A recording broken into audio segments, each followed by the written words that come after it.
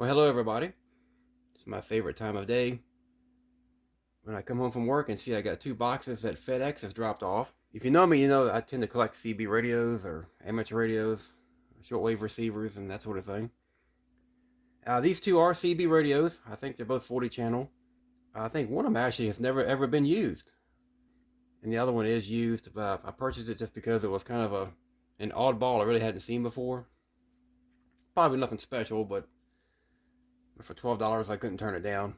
And I purchased these from shopgoodwill.com, and one came from New York and one came from Illinois, and they both showed up here at my door at the same time, the same day, so that's pretty neat.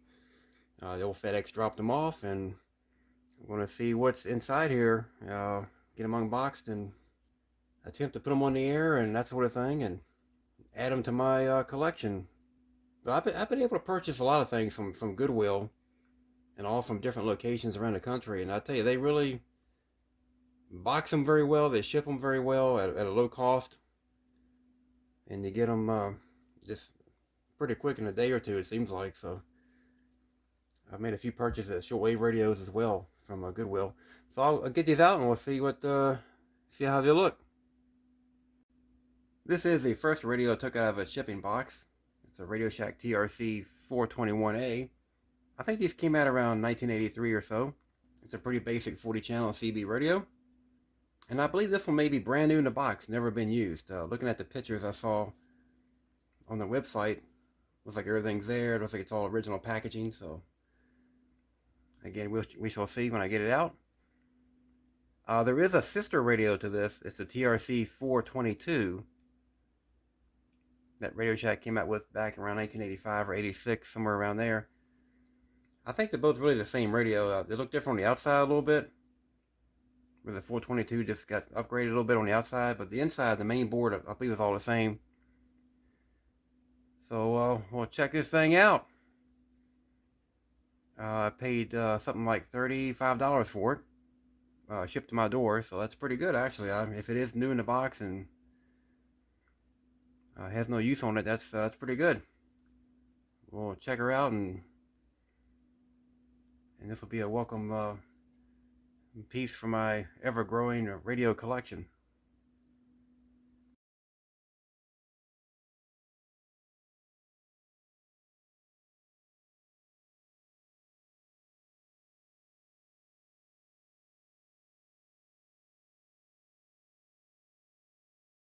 Alright, I'll turn this thing on for the first time here and see what happens.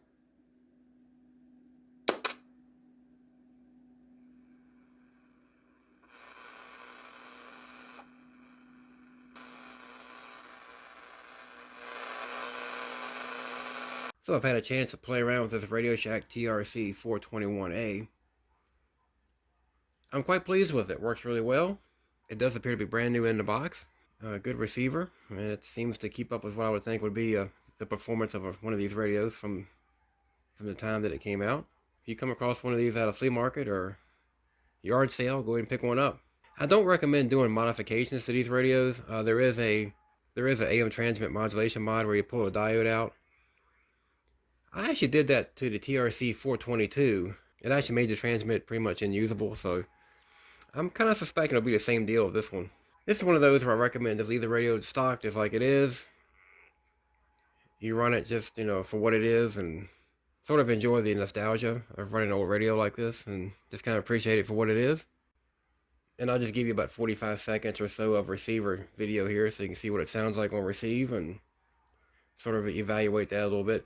I do have some power line noise happening today, so I do consider that. Plus I have the automatic noise limiter disabled, have it turned off.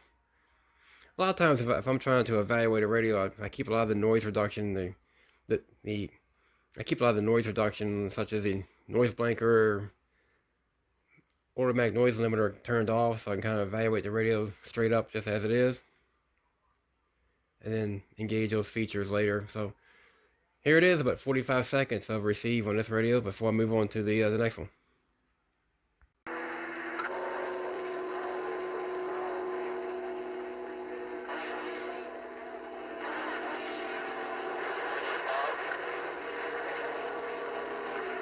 I just thought I'd ease by and say hello out there. Old Stump Knocker in Georgia, and I'm easing home. Bye, bye, bye.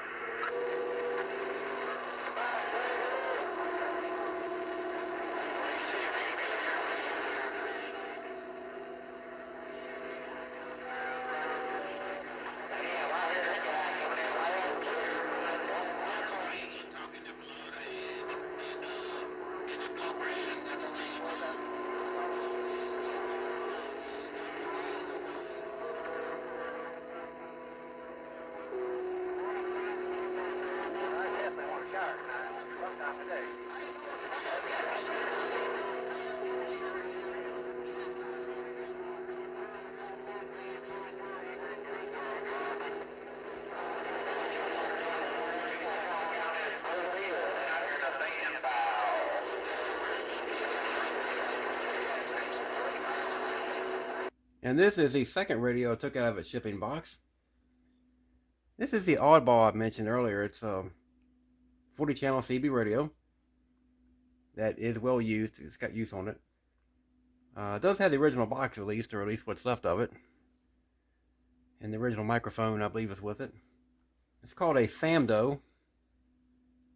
And if actually the box is damaged here, but if I flip it over, you can almost see how they packaged the radio. They kind of wrapped it up a little bit there, and some cellophane, and Goodwill shipped it out to me. But this is it. Kind of interesting looking here. So we'll get this thing out as well and see how she does. So in playing around with this second radio, this Samdo, I ran into a bit of a problem with it. I actually can't get the radio to turn on at all. There is no meter light, no channel display comes on, so it's definitely got a little issue with it.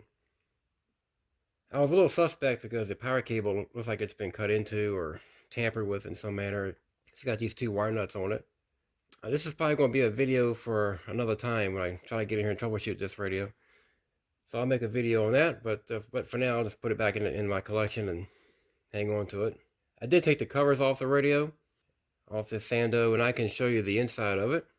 I made a few notations here, like you can see where the PLL system is. It's actually encased in this metal block right here on the left-hand side. On the right-hand side, you can see the audio amplifier. It does appear to have a modulation transformer, very similar to the way a Cobra 29 would have. And at the very bottom right there, what appears to be the transmit pre-driver, driver, then final transistor. So we shall see. It does have some issues with it. I'm not seeing any kind of protection diode or anything like that. I suspect the power has been hooked up to it in reverse at some point.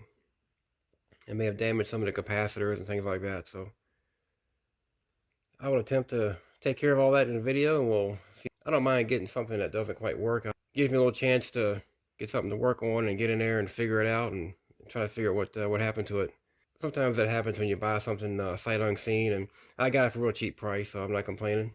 But anyway, these are the 2 radios I purchased off Goodwill, and until next time, we'll see what else I can find on Goodwill or eBay or maybe at a local flea market. So we'll catch you again next time.